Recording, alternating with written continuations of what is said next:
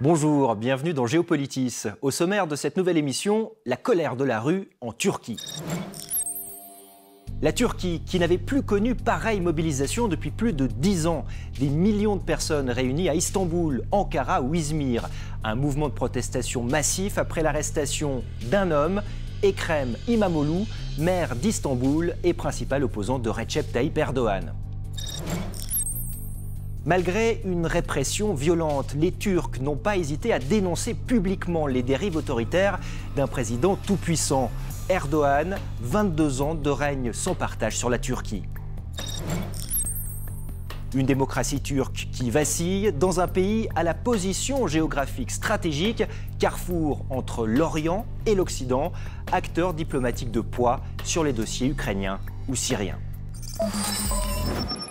Qui tient Istanbul tient la Turquie. Cette petite phrase, attribuée à Recep Tayyip Erdogan, fait écho plus que jamais aux événements qui secouent le pays. En arrêtant le maire d'Istanbul, le président turc élimine aussi un concurrent de poids. La Turquie, jadis vantée pour son modèle démocratique unique dans le monde arabe, la Turquie est en train de basculer dans un régime autoritaire.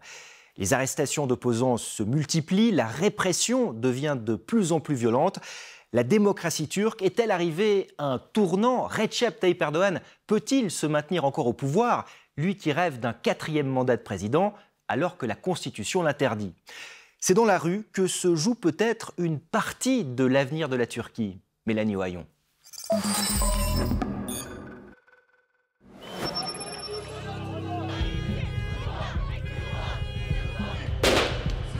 Istanbul, au centre-ville. Les premiers jours, les rassemblements et les affrontements avec la police sont quotidiens. Nous attendons que tous les Turcs descendent dans la rue. Ils nous pourchassent comme des animaux nuisibles, ils nous aspergent de gaz poivré comme des insectes. Les manifestations s'étendent à au moins 55 des 81 provinces turques. Nous voulons la démocratie. Nous voulons pouvoir élire qui nous voulons sans qu'ils soient emprisonnés. L'arrestation du maire d'Istanbul le 19 mars a tout déclenché. Dans une vidéo postée sur X, Ekrem İmamoğlu raconte depuis chez lui son arrestation imminente pour corruption. Le principal rival du président turc allait être confirmé candidat à l'élection présidentielle. Il dénonce une mise à mort politique. Ils ont déployé des centaines de policiers à ma porte. Nous sommes confrontés à une grave oppression, mais je veux que vous sachiez que je n'abandonnerai jamais. Convaincus de son innocence, beaucoup d'étudiants bravent les interdictions de manifester. Nous manifestons contre tout ce que le gouvernement a fait depuis 23 ans. Ça a commencé avec l'arrestation d'Imamoğlu, mais cela continue avec beaucoup d'autres de nos amis victimes de violences, battus et arrêtés. Le président Erdogan est déterminé à réprimer cette vague de mobilisation, la plus importante en Turquie depuis le mouvement de Gezi en 2013. Selon les derniers chiffres officiels, plus de 2000 personnes ont été arrêtées, 260 incarcérées, en majorité des étudiants. Ceux qui lancent des attaques ignobles contre la police, contre les membres du judiciaire et contre les dirigeants du pays seront éliminés et ils ne verront plus jamais la lumière du jour. Devant une prison d'Istanbul, ce père d'un jeune manifestant arrêté est toujours sans nouvelles de son fils. Nous sommes très inquiets. Nous n'avons aucune nouvelle de notre enfant. Où est-il? Comment va-t-il? A-t-il des problèmes de santé? Dans quelles conditions vit-il? Nous n'avons rien pu savoir à son sujet. En 20 ans, la population carcérale en Turquie a été quasiment multipliée par 7. Une centaine de prisons construites après le coup d'État manqué de 2016. Ces dernières semaines, l'opposition turque a appelé à un boycott d'entreprises proches du pouvoir et des journées de grève de la consommation. De nombreux commerçants solidaires ont fermé leur échoppe en signe de protestation. Dorothée Schmid, bonjour. Bonjour. Vous êtes docteur en sciences politiques, chercheuse pour le programme Turquie-Moyen-Orient à l'IFRI. Dorothée Schmid, que se passe-t-il en Turquie ?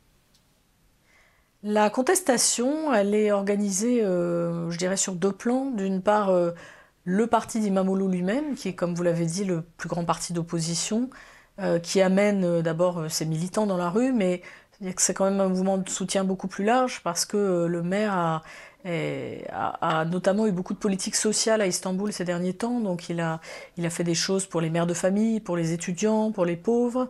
Donc ça lui a amené une sympathie très générale. Et puis on a aussi les étudiants justement dans leurs universités qui appellent à manifester très régulièrement. Et ces étudiants, ils le font notamment parce qu'ils ont souffert d'une répression administrative, en fait, depuis le mouvement le dernier soulèvement à Gezi, et puis aussi depuis la tentative de coup d'État militaire de 2016 que Erdogan avait maté à l'époque. On a vraiment un rétrécissement de l'espace des libertés en Turquie et toute une jeunesse turque qui aujourd'hui a envie de pouvoir s'exprimer, de demander tout simplement l'alternance politique. Dorothée Schmid, cette contestation massive, elle vous a surprise ? Je dois dire que la première chose qui nous a surpris, c'est en fait l'arrestation d'Imamoglu, l'élément déclencheur de la mobilisation. Puisque la veille, on lui avait contesté la validité de son diplôme universitaire, qui est nécessaire pour se présenter à la présidentielle en Turquie. Et puis, on savait que le week-end suivant, on avait une réunion, une primaire du CHP, de son parti, qui allait le désigner officiellement comme candidat à la présidentielle. Mais la présidentielle, en théorie, en Turquie, elle est dans 3 ans. Donc on n'a pas d'échéance électorale immédiate. Et on a eu l'impression d'une espèce d'accélération des événements, beaucoup de charges concentrées sur la tête d'Imamoglu, puisqu'il a été arrêté, au moment où il a été arrêté, pesaient aussi sur lui des charges de terrorisme, parce qu'il est accusé de s'être entendu avec le parti pro-kurde pour être élu à la mairie d'Istanbul. Et puis cette charge-là, elles ont été abandonnées, cette idée du terrorisme, et il reste juste les charges de corruption. Mais on a eu l'impression de quelque chose d'un peu très rapide, d'un petit peu bricolé, et de ce fait, la population d'Istanbul elle-même ayant été prise de court, très probablement, ça a déclenché cette énorme réaction dans la rue. Il y a cette arrestation, effectivement, du maire d'Istanbul. C'est un facteur politique qui a déclenché tout ça. Mais derrière, est-ce qu'il y a aussi quelque chose de plus économique, la vie de tous les jours aussi, qui est difficile en Turquie en ce moment? Oui, alors j'évoquais le fait que Imamoglu a eu des politiques de soutien aux plus pauvres à Istanbul, et c'est extrêmement important parce que le pouvoir d'achat va très mal en ce moment en Turquie. La Turquie vit une sorte de crise économique rampante qui est due à la récession mondiale. L'économie turque, elle dépend beaucoup de l'économie européenne en réalité, donc dès que la croissance européenne va mal, la croissance turque va mal. Mais on a aussi un phénomène d'hyperinflation en Turquie parce que les finances ont été très mal gérées pendant longtemps. À la demande même d'Erdogan, qui pour soutenir sa propre popularité poussait le crédit privé, poussait les gens à s'endetter. Et là, on a maintenant un retour à une politique plus orthodoxe, une politique économique plus orthodoxe en Turquie, qui a ramené l'inflation d'année en année, l'inflation sur les produits alimentaires, elle est de 30%, ce qui est quand même extrêmement élevé. Et donc, le coût de la vie quotidienne est devenu très difficile en Turquie. Donc il y a vraiment une grogne sociale très générale qui amène des gens qui peut-être faisaient partie de l'électorat d'Erdogan à rejoindre aujourd'hui la contestation. Le pouvoir d'Erdogan contesté donc dans la rue, menacé aussi par une opposition qui prend de l'ampleur dans tout le pays. Explication, Nathalie Boujard.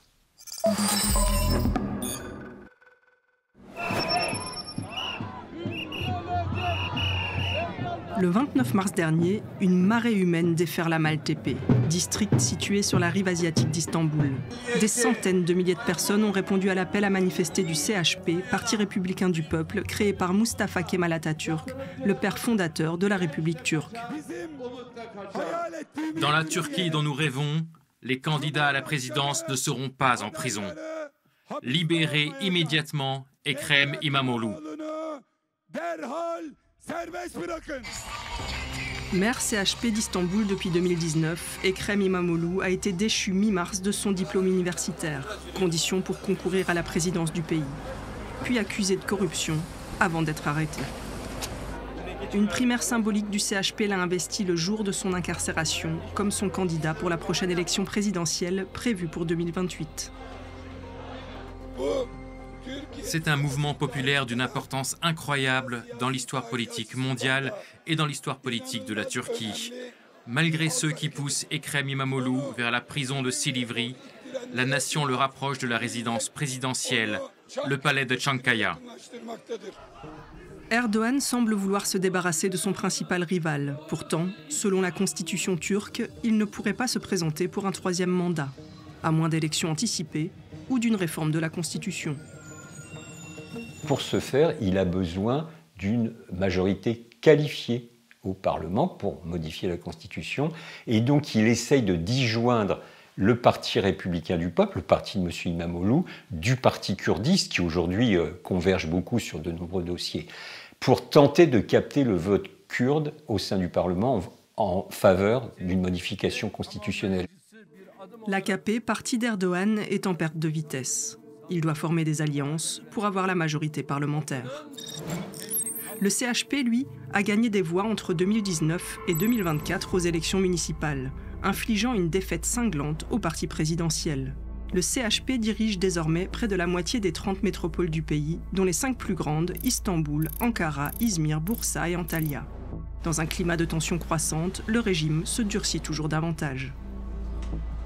Et je pense qu'on est véritablement à un tournant politique, une nouvelle séquence politique. Jusqu'alors, j'étais de ceux qui se refusaient à qualifier le régime de dictature. Ce n'est peut-être pas encore une dictature, mais ça en prend véritablement le chemin.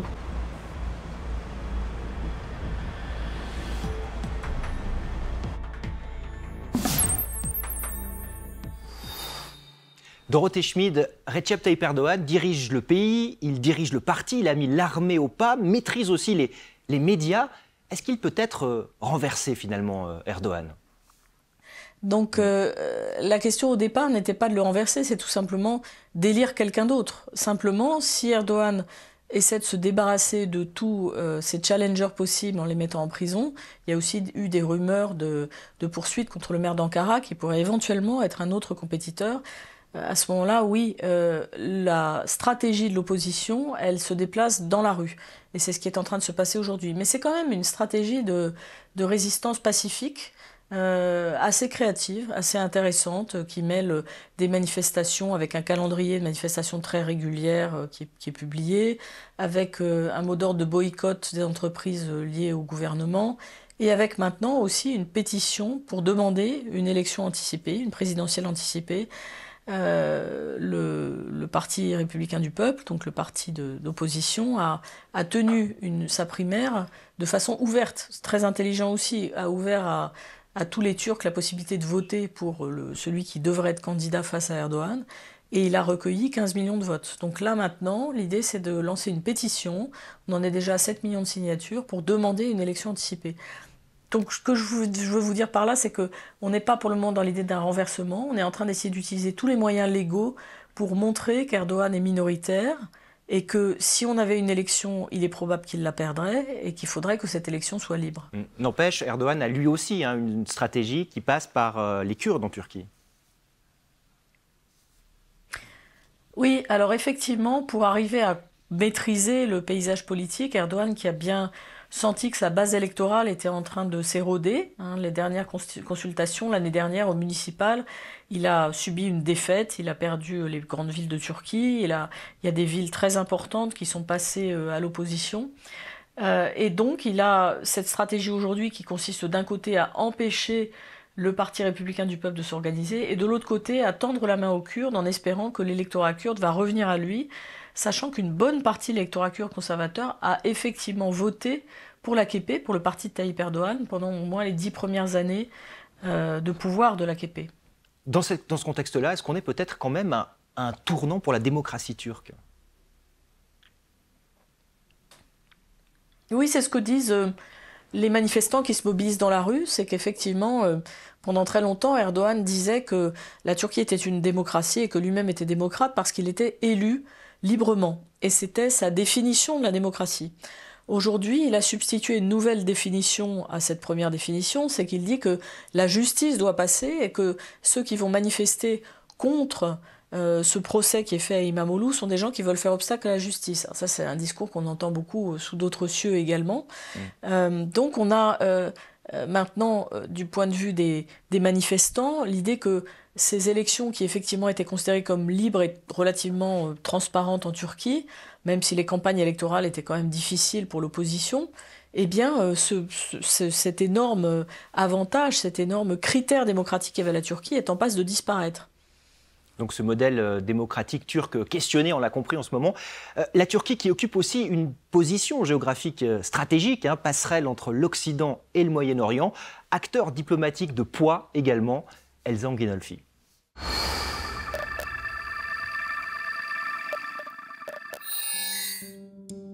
Au pouvoir depuis 22 ans, Recep Tayyip Erdoğan est devenu un leader incontournable sur la scène internationale.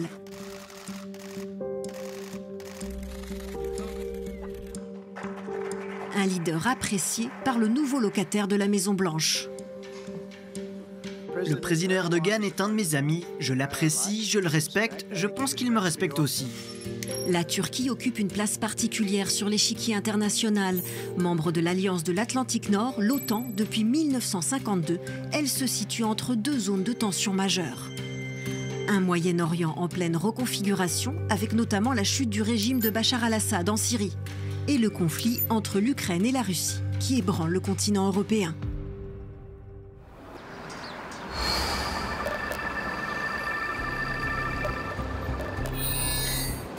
Début mars, devant les diplomates étrangers réunis à Ankara, Recep Tayyip Erdoğan lance un message aux Européens.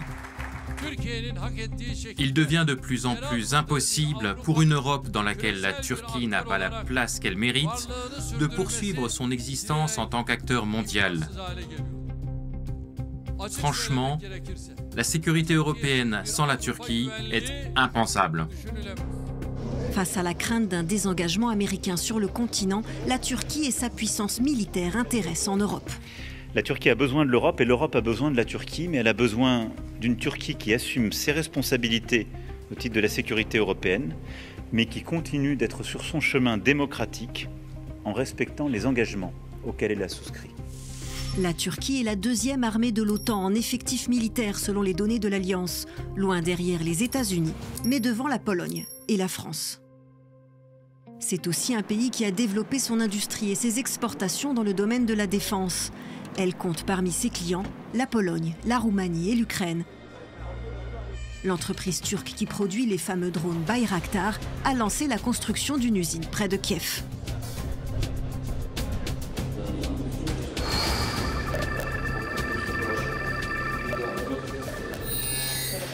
Recep Tayyip Erdoğan est l'un des rares dirigeants de l'OTAN à avoir rencontré Vladimir Poutine depuis 2022.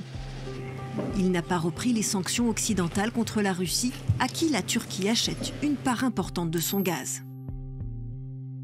Mais Ankara a aussi fermement soutenu l'Ukraine. Elle lui a fourni de l'armement et s'est montrée favorable à son entrée dans l'OTAN. Dans le processus qui suit, l'intégrité territoriale de l'Ukraine est pour nous indispensable. Sa souveraineté est également un impératif pour nous. La Turquie craint l'avancée de la Russie sur les côtes de la mer Noire, dont Ankara contrôle tout le sud et les seuls accès vers la Méditerranée. Un espace stratégique où transitent produits agricoles, pétrole et gaz. En maintenant un pied dans chaque camp, Erdoğan tente de contenir la Russie sans lui tourner le dos, de jouer ses cartes en Europe sans s'aligner.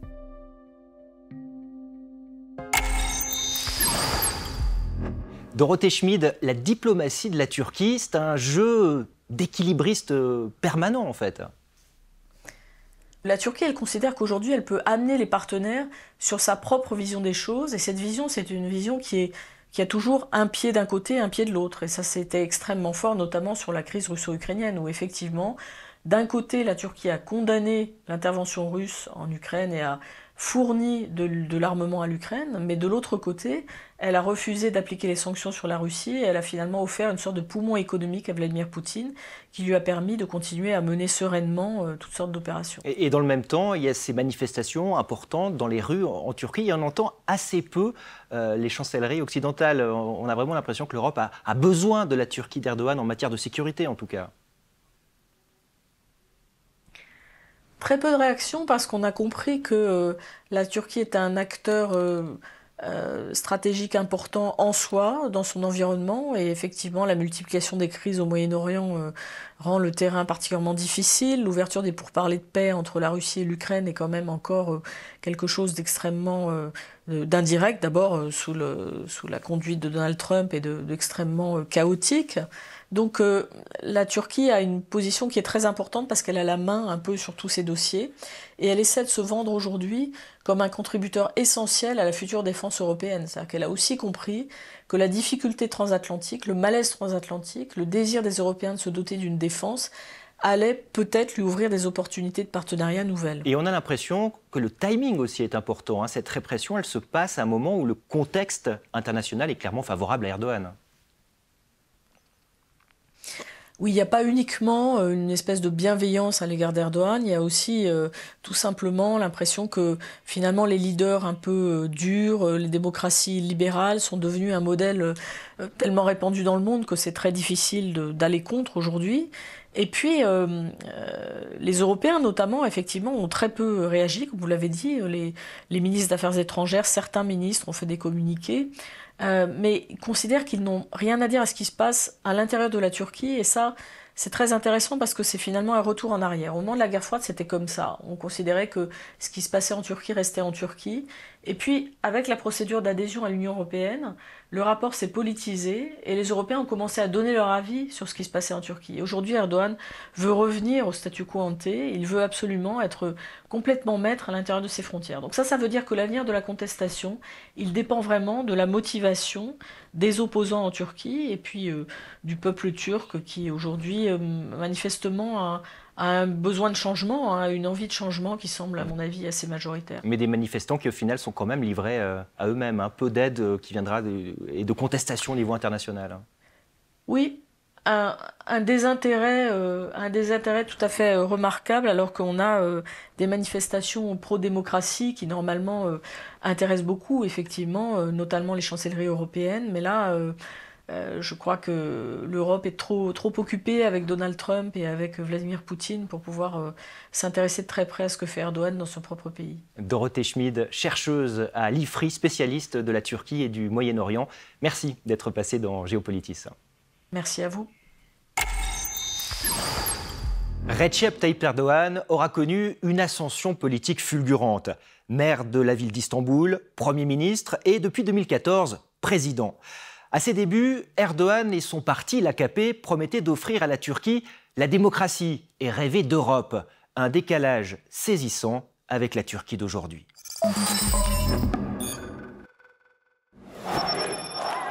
C'est le grand favori.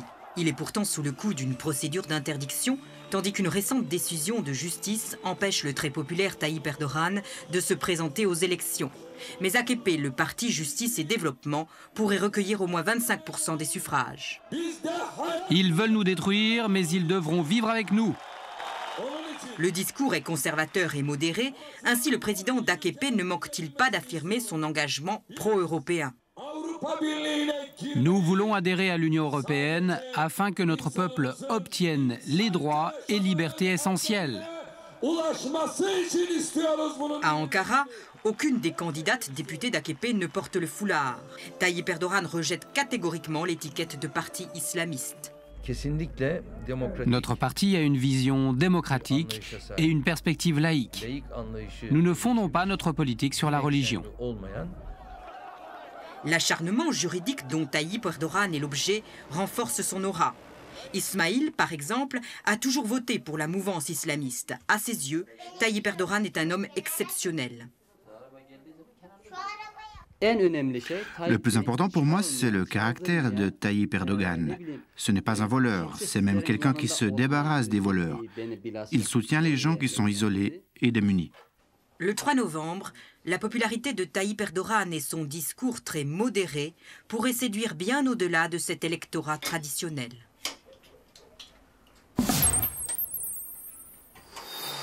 Merci de votre fidélité. Géopolitis, un magazine de la radio-télévision suisse et de TV5 Monde, disponible sur vos différentes applications et sur notre chaîne YouTube. C'est aussi là que vous retrouvez toutes nos émissions. À bientôt.